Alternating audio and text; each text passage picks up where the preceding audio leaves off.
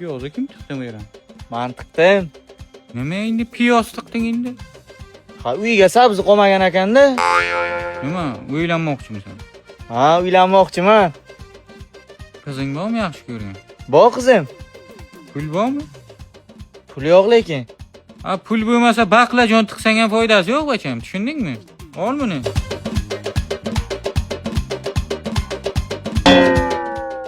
Kuva. Abi lo'loni nima solding endi? Ha, uyda borin solimda dada. Sen nima ovqat pishiryapsan? Yo'q, tushunmay turibsiz-ku. Endi bacham to'y qilish uchun men endi ko'p odam to'yga borganman bacham. Ovqatini yeganman, oshini yeganman, tuzini yeganman. Ha bu bir chiroyliroq to'yxonada qilishim kerak to'yi. O to'yxona bor dada, siz xavotir olmang. Faqat pulini to'lasangiz bo'ldi. Qaysi to'yxona? O'zbegim to'yxonasi. Xohlagancha tanishingizni chaqiravering dada, 800 ta odam ketadi. To'yimni chiroyli qilib o'tkazib beradilar. Lokatsiyasi ham zo'r. Qorako'l tumani soliq idorasining to'g'risida dada. To'yxonang bacham qimmatdir-da.